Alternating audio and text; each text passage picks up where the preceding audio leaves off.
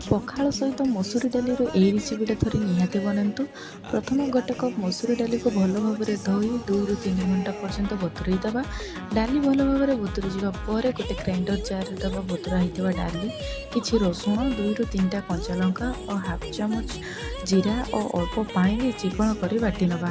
डाली भल भाव में बाटी गला गोटे जगह को काढ़ी नवा। तापर से दबा कटा होता पियाज, स्वाद अनुसार लुण, अल्प लंका गुंड, अल्प धनिया गुंड और हल्दी गुंड को दे भल भाव में मिसई दबा। कढ़ई रे तेल गरम होगा पर आमे जमीती पकुड़ी बनाते सेमती तेल रे पकई दबा।